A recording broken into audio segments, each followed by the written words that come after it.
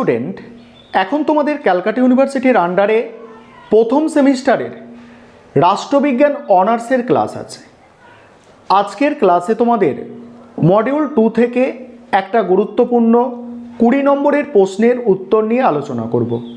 প্রশ্নটা হচ্ছে, উদারনৈতিক গণতন্ত্রের মূল বৈশিষ্ট্যগুলি আলোচনা করো। প্রথমে তোমাদের সংক্ষেপে বিষয়বস্তুটা বলে দেব, তারপরে প্রশ্নের উত্তর অর্থাৎ নোটসটা নিয়ে আলোচনা করব। তারও আগে বলে রাখি, তোমরা যারা ক্যালকাটা ইউনিভার্সিটির আন্ডারে প্রথম সেমিস্টারের ছাত্রছাত্রী আছো, তোমাদের জন্য রাষ্ট্রবিজ্ঞান সাবজেক্টের অনলাইন কোচিং ক্লাস চলছে। তোমরা যারা অ্যাডমিশান নিতে চাইছো, স্ক্রিনে দেওয়া নম্বরে যোগাযোগ করে অ্যাডমিশান নিতে পারো। চলো আজকের বিষয়বস্তুটা বুঝে নাও। আজকে আমাদের আলোচনার বিষয় হচ্ছে উদারনৈতিক গণতান্ত্রিক ব্যবস্থা।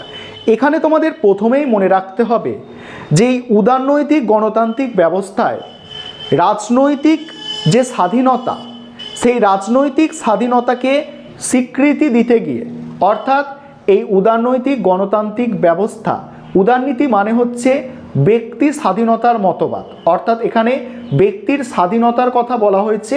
তবে ব্যক্তির স্বাধীনতা বলতে এখানে রাজনৈতিক স্বাধীনতা বা রাজনৈতিক অধিকারকেই বেশি গুরুত্ব দেওয়া হয়েছে। রাজনৈতিক অধিকারকে গুরুত্ব দিতে গিয়ে এখানে কিন্তু সামাজিক এবং অর্থনৈতিক অধিকারকে কিন্তু অবহেলা করা হয়েছে। আর জন স্টুয়ার্ট মিলের আগে পর্যন্ত যে উদারনীতিবাদ, সেটাকে সনাতন উদারনীতিবাদ বলা হচ্ছে, এবং জন স্টুয়ার্ট মিলের পরবর্তীকাল থেকে যে উদারনীতিবাদী চিন্তাভাবনা, তাকে হচ্ছে নয়া উদারনীতিবাদ বলা হচ্ছে। আরেকটা বিষয় এখানে মনে রাখবে যে এই যে উদারনীতিবাদ, এটা কিন্তু শুরু হয়েছিল কবে? শুরু হয়েছিল সপ্তদশ শতাব্দীতে। সপ্তদশ শতাব্দীতে এই উদারনীতিবাদটা শুরু হয়েছিল। এবারে উদারনীতিবাদের বেশ কিছু গুরুত্বপূর্ণ বৈশিষ্ট্য আছে, যেগুলো আমি নোটসে আলোচনা করেছি। যেমন হচ্ছে রাজনৈতিক সাম্য।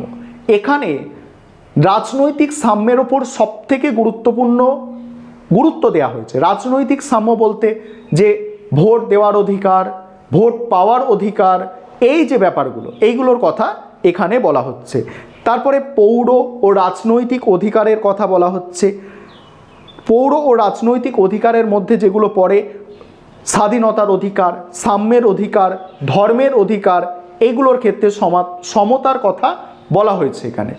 তারপরে আইনের অনুশাসনের কথা বলা হচ্ছে উদারনীতিবাদে, বহুদলীয় ব্যবস্থার কথা বলা হচ্ছে, স্বাধীন বিচার ব্যবস্থার কথা বলা হচ্ছে, শান্তিপূর্ণ উপায়ে সরকার পরিবর্তন, অর্থাৎ শান্তিপূর্ণ উপায় মানে ভোটের মাধ্যমে সরকার পরিবর্তন, যুদ্ধ অশান্তির মাধ্যমে সরকার পরিবর্তনের কথা উদারনীতিবাদে বলা হয় না।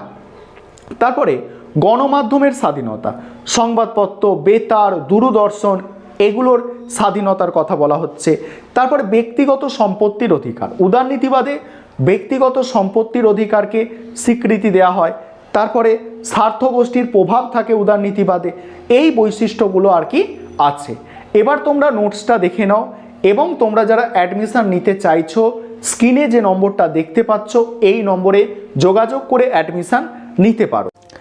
এবারে তোমরা প্রশ্নের উত্তরটা দেখে নাও। প্রশ্নটা ছিল, উদারনৈতিক গণতন্ত্রের মূল বৈশিষ্ট্যগুলি লেখো।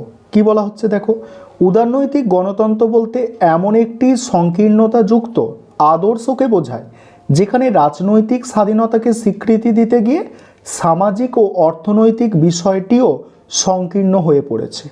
সপ্তদশ শতাব্দীকে উদারনৈতিক গণতন্ত্রের প্রারম্ভিক কাল হিসাবে গণ্য করা হয়।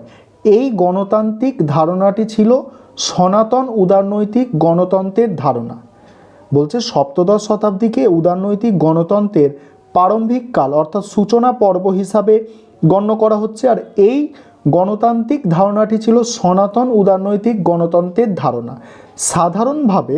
সাধারণভাবে ধরা হয় যে জন স্টুয়ার্ট মিল তার পূর্বের সময়ের উদারনৈতিক গণতন্ত্রের দার্শনিকরা যে গণতন্ত্র প্রচার করেন তা সাবেকি গণতান্ত্রিক রীতি নামে পরিচিত, কিন্তু জন স্টুয়ার্ট মিলের পরবর্তীকালে প্রচারিত গণতন্ত্রকে বলা হয় আধুনিক গণতান্ত্রিক রীতি।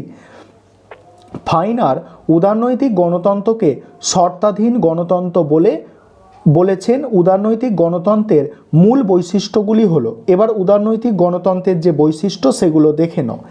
1 নম্বর বৈশিষ্ট্য হচ্ছে রাজনৈতিক সাম্য। উদারনৈতিক গণতন্ত্রে রাজনৈতিক সাম্যের ওপর বিশেষ গুরুত্ব আরোপ করা হয়। জনগণের রাজনৈতিক ক্ষমতার একমাত্র উৎস মনে করা হয়। জনগণকে রাজনৈতিক ক্ষমতার একমাত্র উৎস বলে মনে করা হয়। তাই প্রত্যেক নাগরিক এখানে ভোটাধিকার পায়। তারা ভোট দিয়ে প্রতিনিধি নির্বাচন করে। যে দল সংখ্যাগরিষ্ঠ আসন পায় তারাই সরকার গঠন করে। এই সরকারের লক্ষ্য হলো সব মানুষের কল্যাণ সাধন করা, কোনো বিশেষ গোষ্ঠীর স্বার্থ রক্ষা করা নয়। তারপরে দেখো পরের পয়েন্ট কি আছে, পৌর ও রাজনৈতিক অধিকার। উদারনৈতিক গণতন্ত্রের উদ্দেশ্য হলো ব্যক্তির বিকাশ সাধন করা। তাই এই উদ্দেশ্য পূরণের জন্য এখানে সব রকমের পৌর ও রাজনৈতিক অধিকার দেয়া হয়। এই অধিকারগুলির মধ্যে আছে স্বাধীনতার অধিকার, সাম্যের অধিকার, ধর্মের অধিকার, তারপরে দেখো শিক্ষার অধিকার প্রভৃতি। যেমন উদারনৈতিক গণতন্ত্রের দেশ বলে ভারতের সংবিধানে এই সব অধিকারের উল্লেখ করা হয়েছে। তারপরে দেখো আইনের অনুশাসন। এখানে কি বলা হচ্ছে, উদারনৈতিক গণতন্ত্রে বিশেষ বৈশিষ্ট্য হলো এখানে আইনের অনুশাসন স্বীকৃত হয়। অর্থাৎ এখানে আইন সকলের ওপরে, আইনের চোখে সকলে সমান, সকলের বিচার একই আদালতে হবে। যে যত বড় পদমর্যাদার অধিকারী হোক না কেন তার বিচার একই আইনে একই আদালতে হবে। যেমন ভারতের সংবিধানের 14 নম্বর ধারায় একথা বলা হয়েছে। তারপরে দেখো পরের পয়েন্ট কি আছে, বহুদলীয় ব্যবস্থা। উদারনৈতিক গণতন্ত্রে একাধিক রাজনৈতিক দল রাখার পক্ষপাতী। উদারনৈতিক গণতন্ত্র কি, একাধিক রাজনৈতিক দল রাখার পক্ষপাতী। একাধিক দল থাকলে জনগণ স্বাধীনভাবে নিজের পছন্দ অনুযায়ী প্রতিনিধি নির্বাচন করতে পারবে। এখানে বিরোধী দল থাকে বলে সরকারের সমালোচনা করার সুযোগ পাওয়া যায়, তাতে সরকার স্বৈরাচারী হতে পারে না। তারপরে দেখো স্বাধীন বিচার ব্যবস্থা। পরের পয়েন্ট আছে কি, স্বাধীন বিচার ব্যবস্থা। এখানে স্বাধীন ও নিরপেক্ষ বিচার বিভাগ থাকে, শুধু থাকে নয় এর ওপর যথেষ্ট গুরুত্ব আরোপ করা হয়। তারা যাতে নিরপেক্ষভাবে কাজ করতে পারে তার জন্য সাংবিধানিক ব্যবস্থা গ্রহণ করা হয়। বিচারকদের নিয়োগ, অপসারণ প্রভৃতির দিকে বিশেষ লক্ষ্য দেওয়া হয়। বিচার বিভাগের প্রধান কাজ হলো সংবিধানের পবিত্রতা রক্ষা করা, নাগরিকদের অধিকার সংরক্ষণ করা। পরের পয়েন্ট দেখো, পরের পয়েন্ট আছে শান্তিপূর্ণ উপায়ে পরিবর্তন। উদারনৈতিক গণতন্ত্র সরকারের পরিবর্তনের জন্য হিংসার পথ নেবার পক্ষপাতী নয়। তারা শান্তিপূর্ণ উপায়ে বুলেটের পরিবর্তে, বুলেট মানে জানো গুলি আর কি, বুলেটের পরিবর্তে ব্যালেট মানে ভোট, ব্যালেটের মাধ্যমে সরকারের পরিবর্তনে বিশ্বাসী। পরের পয়েন্ট দেখো, গণসংযোগের মাধ্যমের স্বাধীনতা। উদারনৈতিক গণতন্ত্র সংবাদপত্র, বেতার, দূরদর্শন প্রভৃতি গণমাধ্যমগুলির স্বাধীনতা স্বীকার করে।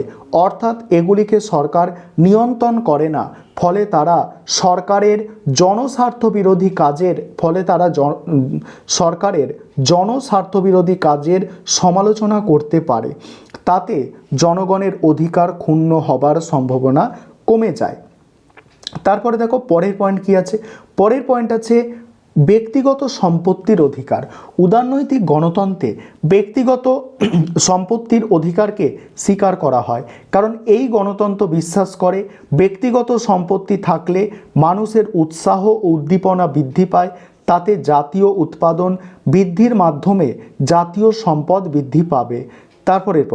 তারপরের পয়েন্ট আছে দেখো স্বার্থগোষ্ঠীর প্রভাব। উদারনৈতিক গণতন্ত্রে স্বার্থ সন্ন্যাসী বা চাপ সৃষ্টিকারী গোষ্ঠীর প্রভাব বিশেষ করে চোখে পড়ে।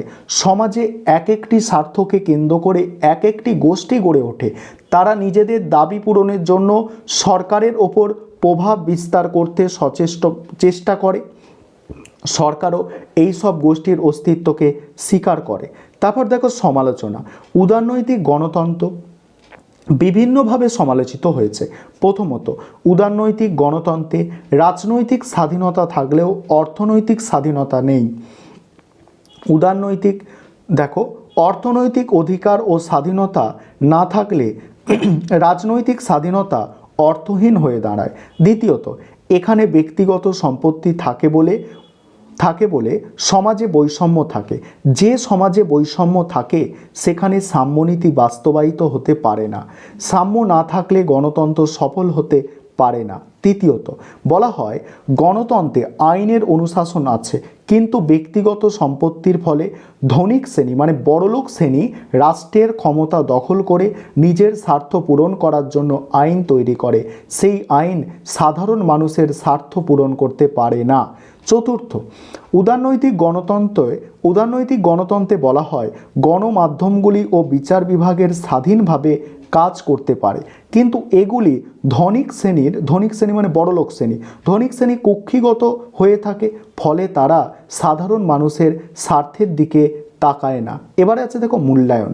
সমালোচিত হলেও উদারনৈতিক গণতন্ত্রের প্রভাব বৃদ্ধি পাচ্ছে, কারণ এখানে জনগণ বেশ কিছু স্বাধীনতা ভোগ করতে